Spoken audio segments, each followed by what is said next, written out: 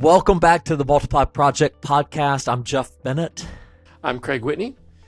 Craig, we talk to pastors every week who want to be multipliers, but oftentimes they feel stuck because they don't have a formal residency program. They think they need a massive budget or a separate building or a separate staff person to start training church planters. Yeah, we've turned residency into this big, intimidating institution. But if you look at the life of Jesus, or just look at the church in Antioch, training wasn't a classroom. It was a lab. It was high accountability reps, real world experience.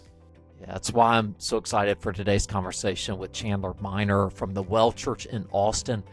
They've got a vision to plant 100 domestic churches and 100 international churches in the next 50 years. And, that kind of scale is impossible if you are only going to be a talent recruiter.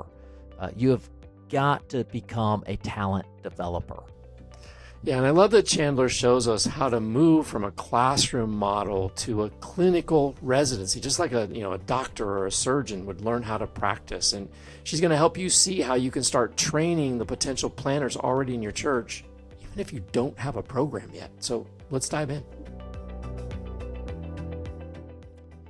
Chandler, welcome to the Multiply Project podcast. Thank you so much for being on with us today. Thanks. I'm so happy to be here. So good. Chandler, you and I got to know each other several years ago. I don't even remember how that all came together, but we connected. And so, man, I know it's been great to learn from you and the Well in Austin. When Craig and I were early in launching Multiply Project, we were brainstorming, who are some of the churches that are already doing what we're trying to help other churches do? Who are churches that are identifying, equipping, and sending church planners from within? And very quickly, the Well came to mind. It's a short list here in the States, and the Well is on it. And, the model we teach, Craig's written a book on it, The Antioch Way, but the Antioch Church in Acts. And that model, in so many ways, the Well is an Antioch church. And so just love having you on. Lots to dive into today. Well, strategy, just experience of being a sending church. I want to talk residency, developing a church planting residency. But first, can you introduce yourself, kind of share the story of the Well? Because I think that's important for our listeners to kind of hear the story of the Well and then what God's been doing in this season of multiplication. Yeah, absolutely. So I'm Chandler. I work at the Well Community Church here in Austin, Texas. I'm the operations director. So my favorite part is I get to wear a lot of different hats. So I do HR, finance, facilities, and then I do a lot with church planting. And so that kind of started with how do we recruit church planters, and then evolved in how do I help with our residency? How do I support the work that our lead pastor is doing to develop church planters and just kind of see potential in different people and say, maybe you have what it would take to be a church planter. How do we help get you there? And so that process has evolved a lot. I've been on the team for about 3 years. So I connected with Jeff right when I first started at the Well, because I was trying to figure out what works in church planting, what doesn't work, how do we recruit? It's changed a lot. So what does it look like today? So just connected with a lot of different leaders and learned a lot, and also learned we're doing the work that a lot of places aren't doing. And so how do we learn from different organizations and also share really well? And so I think that's where we're at as a church, is we have a lot of things in place, but we also want to share those resources. So we are 13 years old as a church. We were planted from a bigger church, Hill Country Bible, here in Austin. We're planted to do the work at the Well, and Tori's heart from the very beginning was to make sure that we didn't lose the drive for planting as we were a plant ourselves. And so he planted small, watched it grow, and just held on to that vision. And so he prayed early in church years, Lord, what are you asking us to do in church planting? And it started with 25. We want to plant 25 churches nationally, and then we also want to plant 25 churches internationally. he prayed about that and felt like the Lord was like, you're thinking too small. And he was like, okay, I'll go a little bigger. And so then he was like, 50 churches nationally, 50 churches internationally, prayed about it and was like, nope, still too small. And so then he landed on our vision as a church, which is to plant 100 churches nationally and 100 churches internationally in the first 50 years of our existence as a church. So actually, this last Sunday, we sent out our fourth church. So we just sent one out, and we have two more on our team. We have another person in the pipeline and continuing the efforts of multiplying. So that's where we are. That is exciting. 25, 50, 100.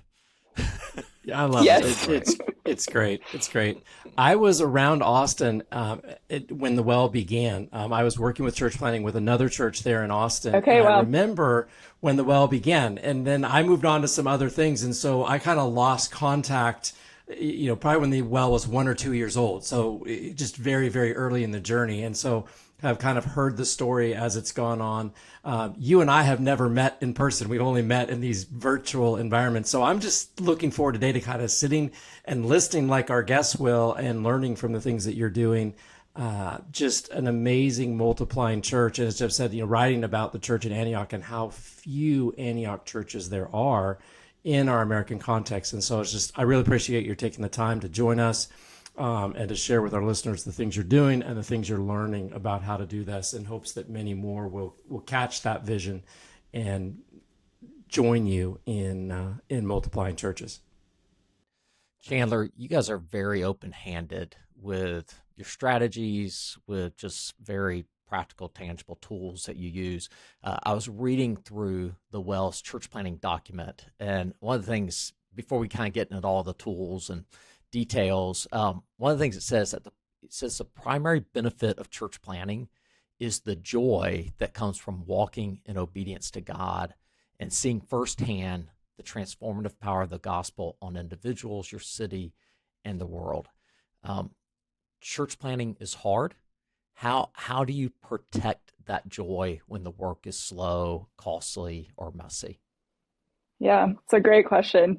I think we're definitely, as a church, in the hard part. We just sent out a church. We sent out 43 of our key leaders with that church to be a part of that plant. So we sent people from our worship team. We sent people who are our directors of our community groups. We sent a lot of people with this church, and it's really beautiful and really sweet and really sad. And we're, tearing up on Sunday as we're getting to just see the growth in the people that we're sending out, but also just really encouraged. This time last year, we sent out another church. And so we've seen a lot of salvation. We've seen just a lot of beauty in that church. That church is bilingual. It's a different part of the city. It's reaching a whole different demographic. And so keeping those stories close makes it easier to hold the joy of just like the work that's happening, and also being able to develop people and say like, hey, this is a place that you can serve right now. Like, you're ready to go be a key leader in this church plant, where sometimes in a bigger church, it's hard to figure out where that space is. And so I think it's just a joy to watch people flourish and to catch the vision and say, this is what I want to be a part of. This is what I'm about. And so there's definitely the hard side. Like, we're definitely feeling like we already miss Zach. We miss his influence on our team. We miss the people that he's taken with him, and it's been a week. So it gets harder, and then it gets beautiful again. It's like, then we watch it and we see the life that's coming from it. And that brings so much joy because they are reaching a whole different part of our city. And we're about to send out plants that aren't in our city. And so we're going to see, the Wells DNA kind of spread out into different parts of the country. And that's also really beautiful. And then also really hard because there will be more separation from that team. But we love what comes from it. And we love seeing the gospel spread out. And so being able to remind our people, this is why we do it. And everybody has a part to play in church planting on our team as a part of our church. And so You can support a church planter financially. You can just be a part of their development while they're on our team. You can go with them, or you can stay and be those, rooted few that are helping us keep sending.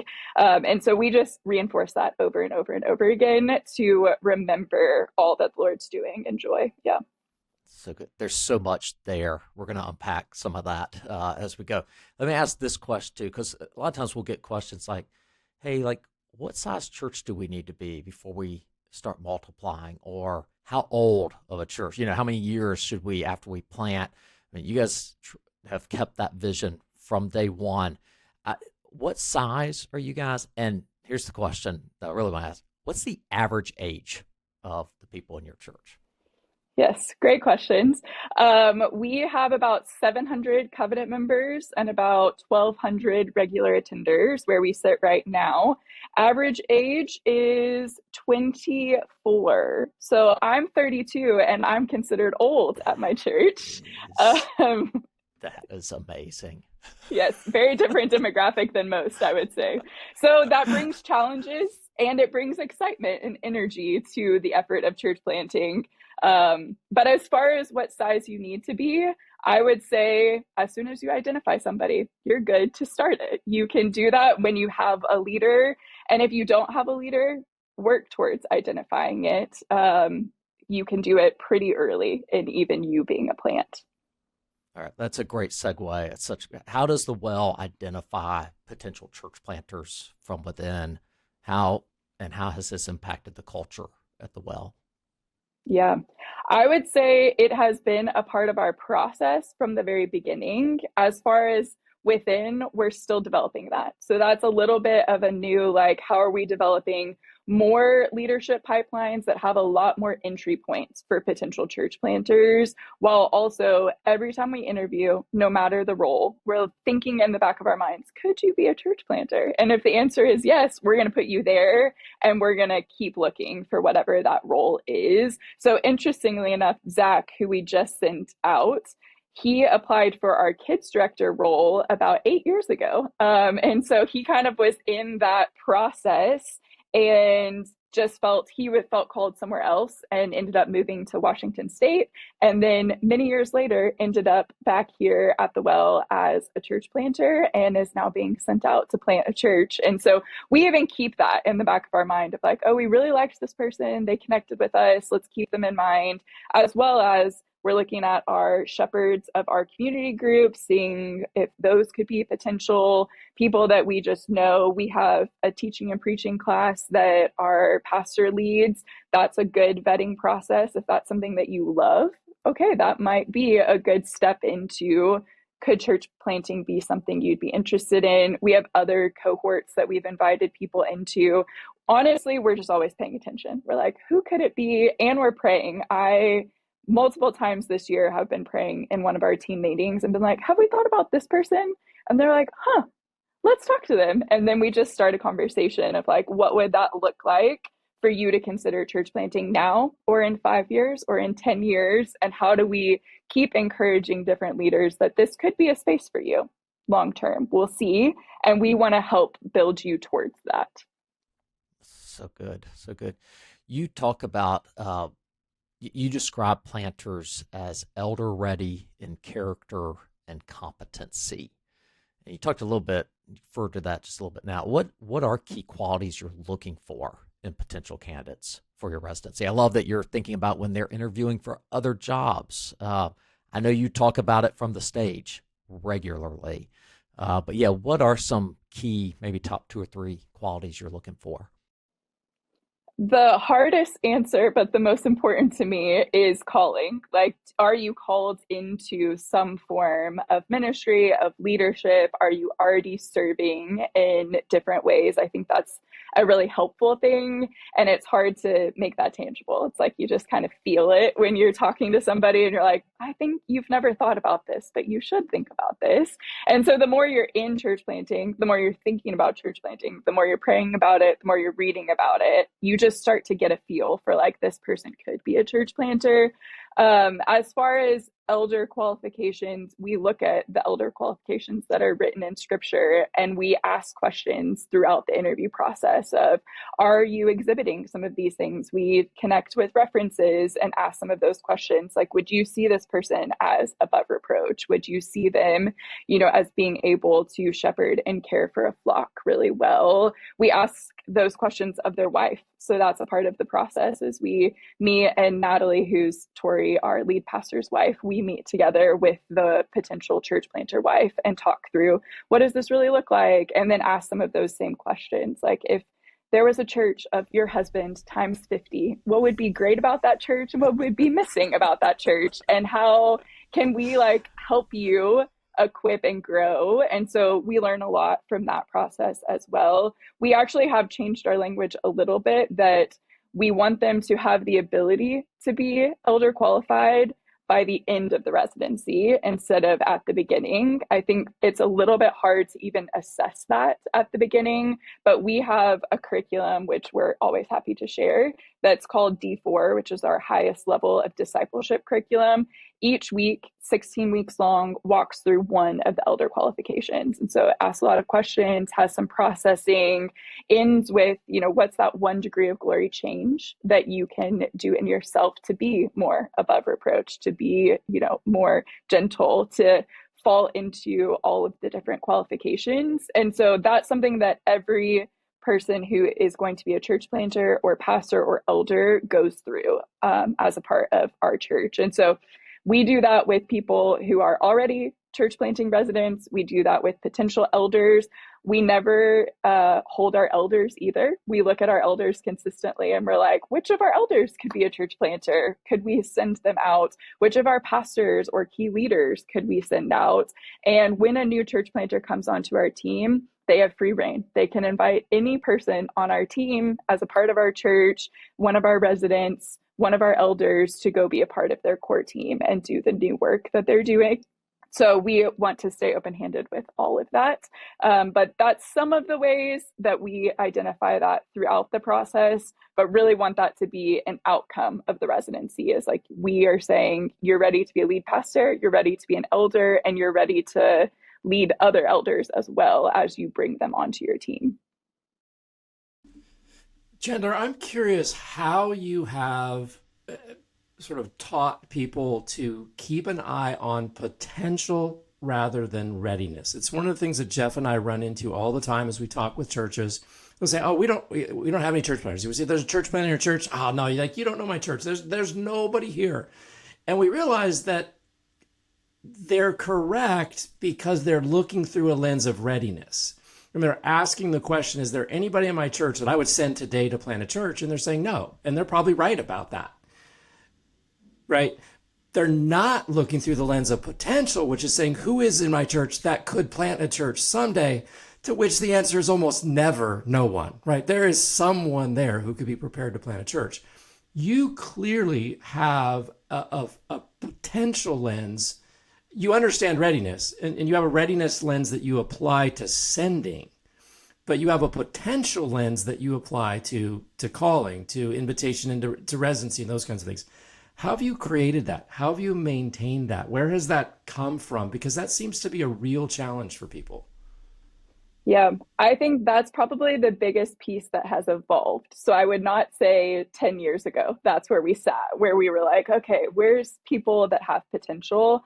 We kind of had a more like 1 to 1.5 year residency, but now we have a wider range. So our residency can be anywhere from 1 to 3 years. We would be open to a 4-year residency. We would be open to, 5 years if they're working as a key part of our team and we're working them towards the goal of church planting residency in the future. And so that's been part of it, is just being able to be like, hey, let's take the pressure off. You're not being launched in 12 months. You're being launched in 3 years, or you're being launched in 4 years.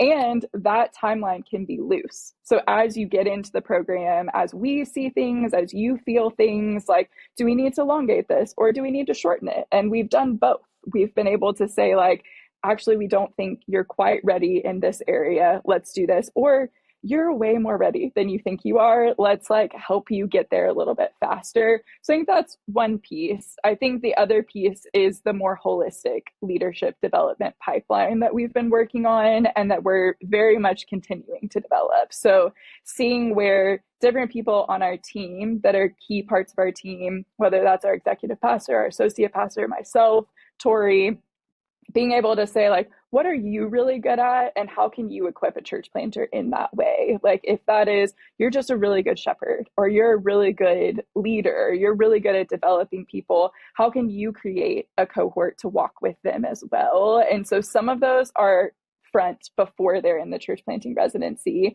Some of those are after they're already in it, to give different skills while they're a part of it, but really trying to say, like, what do we see in all of these different areas of our church, and helping even ourselves be like, they can get there because we've seen it. We've seen people come in and be like, I don't know. And then they have really like submitted to the Lord, and he has made them ready because the Lord's the one who really equips. And so I think it's either calling, or we see these other pieces. Like, one easy one that I notice is, do people follow you? Like, do people want to be a part of your community group? Do they hear like the vision and desire that you have to love and care for people, and they want to do that with you? They will never self-identify that as like, okay, that means I'm ready to church plant. But I can look at them and be like, all these people are following you. Maybe you could lead in this way, and maybe you should consider it.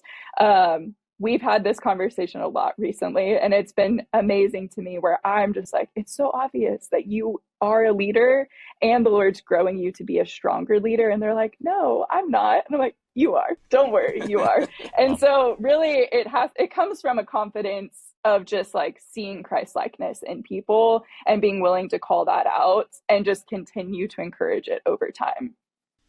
Yeah, that's great. I appreciate there's an inherent belief in the potential of grace, the power of the Spirit to transform people that's evident in what you're describing, that you don't see people as they are today as who they're going to be forever. That's really obvious. But I also love that you've sort of taken the time thing off of it. And I think that's one of the things that people get stuck in is we're impatient. We don't play the long game. And so I appreciate that you're doing that. You know, if you think in other spaces in our culture, you know, sports, business, it is not uncommon for people to experience not just 2 or 3 year, 5 year, 10-year development pathways, you know, right? But somehow in the church, if you're not ready to go next week, then we need to go find somebody else. So I appreciate that you've intentionally sort of said, hey, this is a long game. And if we need to invest 3, 4, 5 years in someone, that's okay. I love that. Yeah. Yeah. Your focus, I think a lot of times in the church, we get focused on the what, the actual church plant. Let's plant a church. And sometimes we rush things. And it's, you guys have been so focused on the who, the potential planter and their development. And you've seen it as just a higher level of discipleship. And that's just been so important. So yeah, I love that you guys are so flexible in that way of what's best for them, not what checks another box for a church plant. So important. Right. Let's talk residency some, get a little bit into the nuts and bolts. You guys compare residency, church planting residency, to a medical residency. Talk about that model and what it allows you kind of to do that classrooms can't provide. Yeah, for sure. My brother's a surgeon, so I'm very close to the medical residency process. You know, he is about to be 32 and hasn't gotten his first real job. So it's important to have training, you know? Maybe that's also really where you got important. the long-term perspective. Exactly. Right. Yes. I've been watching it for a while. But I think that the same is true, like what we just said, that it is a long-term investment in people, and you can learn things from books. You can learn things from seminary for sure. But I think specifically with church planting, there's so many skills that are needed. And so the residency really focuses on you as an individual. What do you need? What's kind of missing or hasn't been there? And from there, we kind of determine the length of the residency and then what those focuses are. So like I said, we have this year had 3 different residents. They have what we call a learning contract, and they're all different. Each person's learning contract is really tailored to them. So through the interview process, through the first couple of months of getting to know them, we start to tailor it towards them. So for some people on our team, they have been in ministry for 10 years. So practical ministry skills, not really what's missing for them. But then we have others who went to seminary and haven't spent a lot of time in ministry. And so we're like, okay, you're going to run a ministry team. You're going to run one of our teams that you will have to run, which is Sunday operations, where you're doing setup and tear down, because we're still a setup and tear down church, which really benefits our church planters because they get to experience that. And you're running 3 different teams on a Sunday morning and you're figuring it out. Then we have others that they don't really understand this piece of theology. So they're walking through a theological book and really sitting in that. They're getting reps preaching sermons at our church. They're getting reps, teaching different types of classes. And then they're also stepping into pastoral care. They're stepping into doing some weddings, doing some funerals, really learning a lot of different skills, while their wife is also going through a church planting wife track as well. And so the wife also does the D4 elder qualified curriculum because they're a part of this team, and go through, this is what it really looks like to be a church plant, as well as the planters going through a lot of different things, very much tailored to them. I have sample learning contracts, happy to share those with anyone. But we really do make it like, this is what you need and where you are going to learn and grow the most. We've seen other people who have tons of ministry experience, but they've never led a team. So we're like, great, here's 2 people that you get to manage during this season. And we're going to walk through that with you, because that's a skill that's hard to learn without doing. It's like you can read all the leadership books, but until you lead somebody, you don't really know what that feels like. And so we're really trying to be as holistic as possible in our equipping and making it really specific for that person. Yeah, I really appreciate that, Chandler. We have kind of used language of individual development plan versus learning contract. I think those are largely synonymous.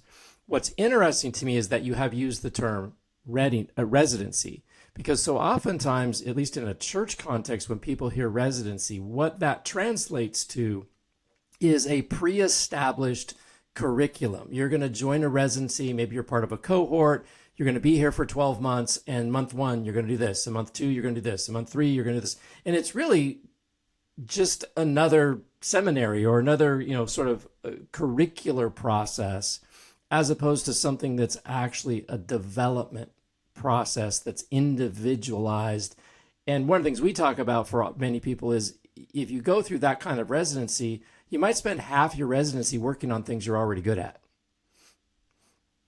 It's true. And That's you might not very spend true. any time in your residency working on some things you're not good at because they don't happen to be part of the curriculum. Mm-hmm. And so I love the fact that you have, even though you use the term residency, you have developed a program that looks at each person individually and says, where is it that you need to grow? How do we need to help you get better? Whether that is character, whether that's theological knowledge, whether that's practical ministry skills, it's all in that. It's all in there. And so let's help you develop, as opposed to, again, let's help you check the boxes that we completed each of the steps in the residency. Yeah, for sure. And I think that that's the hard piece for a lot of people, but that's what our team tries to do in every role. It's like, I'm a director and I want to grow. Like, I want to be finding what's the next thing that I need to do to look more like Christ and to be better at my role. And then same with we have a ministry residency as well for people who, our ideal is that we are sending them with a church plant. It's like, we're going to develop you for 2 years and we can send you to do a role with one of our church plants. That's the win-win-win. There's other wins, but that's like the big one.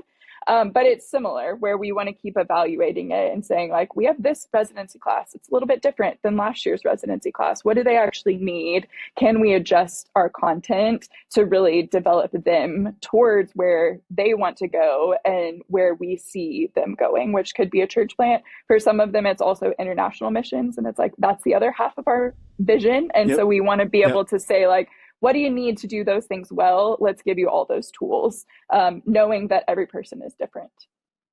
Yep, I love that. So obviously, Chandler, one of the things I love about all the things you're talking about, the residency is an all skate at the well. I mean, like the entire staff, it sounds like, is bought in and carrying responsibility. And I think that's rare for most churches. How do you, even when you hire staff, like what's the understanding? What kind of time priority is put into actually developing someone versus getting your ministry done? Yeah, that's a great question. I think it definitely depends on the role and the person, but we use this thing called Teamalytics. It's a 360 profile. And basically, the idea of it is it shows you how people receive you based on your behaviors. And so it's not a personality test. It's not like this is right and this is wrong, or this is just the way that I am. But because it's testing behaviors, it's telling us, oh, I can tweak those things. I can change those things. And so I've become an expert on that. Tori's also an expert. So we use that as a part of our development process of like, hey, people receive you this way because of this behavior. As a church planter, that's going to really hinder you. Let's talk about that. How can we do that? As a kids coordinator, that's going to be problematic. Let's talk about that. But these 6 things are amazing. So like keep doing these. Like here's the behaviors kind of that are creating this, keep that going. And so that's one of the main ways we do it across our whole team. There's more concrete ways, I think, in our different residencies, because we know for sure, like, we're developing you towards this, versus like if we're hiring you into a position, you can do that position. Now, if we want to build you into something else, then we're working towards those specifics, but everybody has places to grow. And so we want to make sure that that is like clear in our team. Yeah, that's super helpful. You've been on the team several years now. When you think about the residency itself, what's been your biggest lessons you've learned over these last several years, and what's maybe 1 or 2 adjustments you've had to make along the way? Yeah, learned a lot. I have just learned to love church planting. I didn't always love it. I think that I've seen unhealthy models of church planting. And so coming to the well really corrected that for me, of showing like we're really here to reach the lost. Like that's what church planting is about. And so I've just seen the beauty behind that. And so that's been just sweet for me personally to be like, wow, there's like something really, really special about church planting. I think as far as our residency goes, we've had more people. So we've sent out 4, we have 2 more being sent out. Everybody's different. And I think every time we do it, we're like, wow, okay, we should tweak this. We should do this. We should clarify this.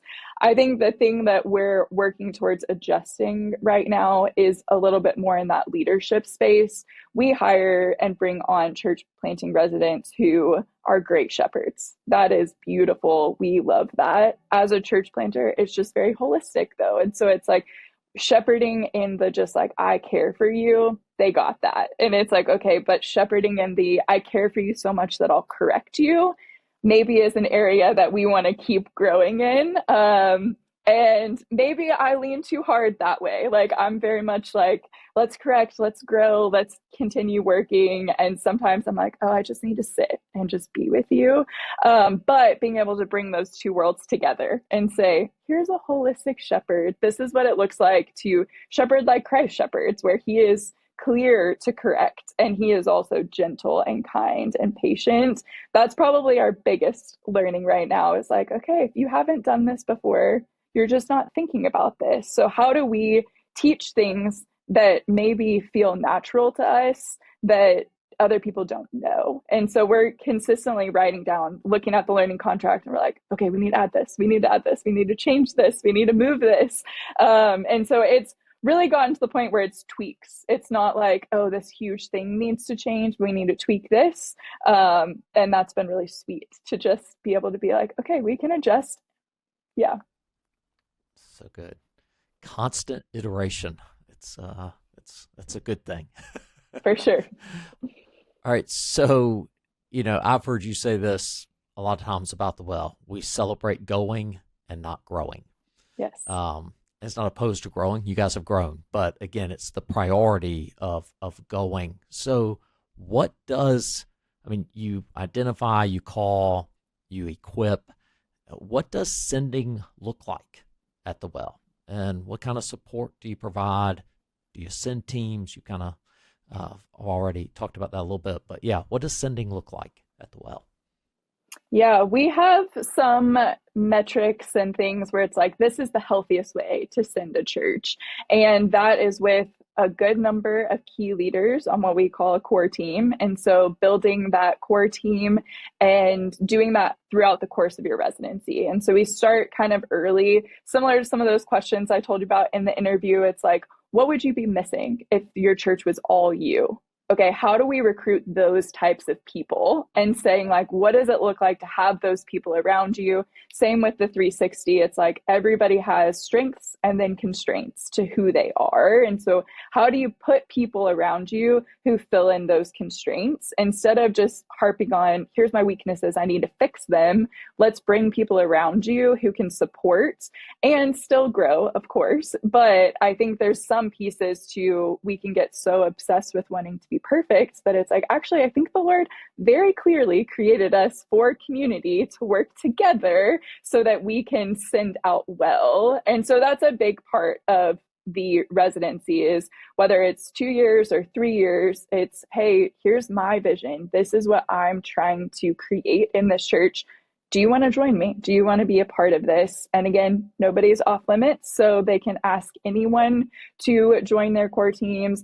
Our people are used to it because we talk about it from stage. We talk about it in our community groups. This is just a part of who we are. So we say that phrase often, that we don't celebrate growing, we celebrate going, but we also need to grow to be able to send. And so both of those things matter, but we really want to send well. And so this last Sunday, we commissioned a church plant. We had them all sit in the front, brought them up on stage during the sermon, prayed over them, commissioned them, got to like stand up if they had impacted us, which was just a really sweet visual to see all the people in the crowd that they had touched. And then they get sent out into our lobby, they get prayed over and anointed in the lobby, and they leave a hole. And so then we get to talk about, look at the people that have been building this church. They've been serving in kids ministry. They've been leading our community groups. They're now doing a new gospel work, and we love that. And that's really beautiful. And we need people to fill these seats, and we need y'all to step in. And so then we welcome people who are regular attenders to step into that space so that we can send them out. And so we're very clear, like that's what we're hoping to do, is to build you into those leaders so that next time, maybe you're the one that we're sending out. And there's beauty to staying. We're also very clear, like there is beauty to that. But that's a part of how we send. And then we have a conference for all of our church plants that come together so that we get to connect with them. So that's happening next month. We're really excited to gather back with all the people we've sent out and just hear the stories of what's happening. We get to watch their teams grow every year and see how the Lord's just been really faithful. And so that's a sweet time for our staff to be reminded, like, wow, this matters what we're doing. Like, this is really good work, even when it hurts. And it hurts every time. Yeah. Craig, when Chandler says that nobody's off limits for being invited to go, she's not kidding. So I was talking to somebody that the Well is getting ready to send. I was actually on a video call with them yesterday, and they told me they had asked Chandler to go with them. That's true. and Chandler said no, broke their heart. But I mean, nobody is off limits. I think, Chandler, that one of your tests ought to be, if a church planter doesn't ask you to go, they're not ready to go. Exactly. Yes, that's the final marker. That's the final marker. There's so many things about sending teams that, I mean, that could be a whole nother podcast that we could just talk about that. As I'm listening to you talk about that, one, it's a huge test of the leadership before they go, right? If you've given them that open-handed recruit anyone and they get ready to go and they don't have a team, they're telling you, I'm not ready to go, right? Because there's no reason not to have a team. That's got to be on their vision, their leadership in your context. That wouldn't be true in every context, but in your context, there's no other place to sort of look for why isn't that happening. The flip side of that is, and Jeff and I know this from the work that we've done, teams that go out just do so much better. Just this whole concept of sort of solo parachute drop. It's crazy. Even, for sort of all of the things that we would, talents or skills that we would associate with the Apostle Paul and, sort of the New Testament prolific church planter, Paul never planted a church alone. There is no indication in the scripture that anyone ever planted a church alone. If we know who planted a church, it's always more than one person that's named. And so I love that you have committed not to just sort of sending heroic, Sure. champions, right? But sending teams of people on mission. It's just really powerful. I want to talk about how the well celebrates church plants, but I think you shared some of that. Just the way you send them is a big celebration. You bring them back for conference. Are there any other things that you do just to kind of celebrate your plants and the planters and the teams that go?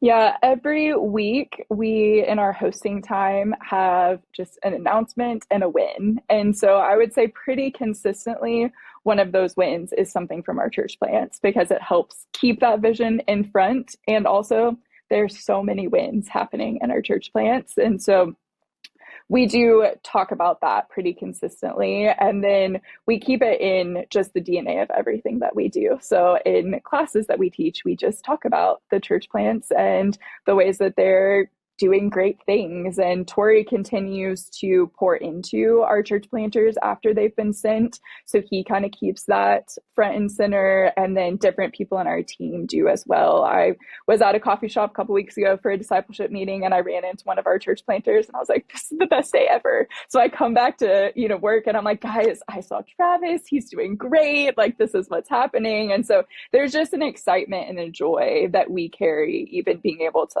stay connected with our church planters, that we want to be true for our church. And so those are the main ways that we do it. And then we also try to have our elders go to our church plants and just encourage them and see the work that they're doing. We try to make an effort as different people on our staff to go visit our church plants and see what's happening there and, showing them that we care by being present with the work that they're doing too. Love that. I love that. That's so good. All right. What is one problem you're trying to solve right now when it comes to being a multiplying church? Yeah, the same problem we're always trying to solve. Who's the next one? We have 3 on our team. We have somebody in the pipeline, like I said, but ideally we have 3 to 4 at a time. And so we're just consistently like, man, we've had a lot of conversations. They've been really good. And we haven't gotten to this is the next person. And so just continuing to pray for that, to, again, do the systems and the back end things of how do we create more pipelines? How do we create more touch points? How do we do that with people in our church? We have multiple meetings where we're just sharing different people who are serving really high level at our church. And I'm constantly like, okay, but do I think about this person and celebrate them because they should be a church planter? Maybe. Let's talk to them about it, So just continuing to think through the lens of, could this person be a church planter? And just being willing to have those conversations, similar to what I tell our church planters when they're building their core team. A no was just another opportunity to know somebody who is praying for you and who cares about what you're doing, even if they're not going with you. So keep having those conversations. I have to tell myself the same thing where I'm like, we had 5 conversations. Okay, I can have 5 to 10 more and not let that be sad or defeating, but make that wow, I got to put vision in front of them. And maybe that means they'll go with the church plant. Maybe that means that they'll stay and help us plant more churches, or maybe they will be a church planter in 5 years. The Lord just gave me that sight before they were ready for it. And I can pray for that. I love it. I love that. So good. Okay, what would you say to pastors who believe in church planning, believe in church multiplication, but just feel overwhelmed by where to start? What would you say to them? Where can they start? Yeah. One, you can do it. It's worth the fight. You can plant churches. I think Nobody loves to hear this answer, but the true answer is start putting money towards it. The way that we started with church planting is putting a percentage of our budget straight into a church planting fund long before we had church planters. And that fund is still helping us send church plants to, pay partial of their salary when they start before their support raised, and then send them with a grant to help fund their first year of ministry.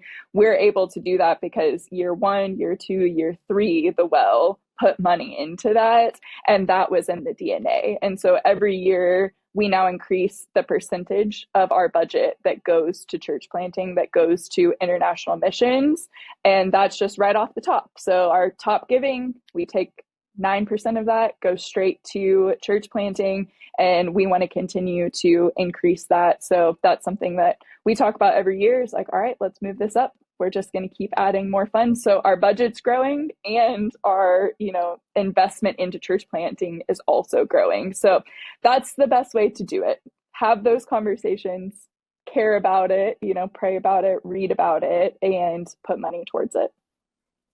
I love it. I love that.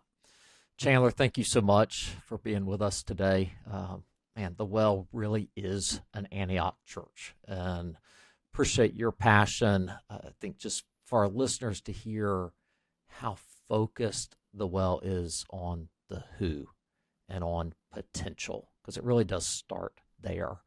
But just also just the compelling vision that sending can be hard, but it's comes with great joy as well, and that certainly overcomes the hard part of it. And just all the practical things you help just or shared today. Just appreciate you joining us, and love the work you're doing, and look forward to continuing to learn from you.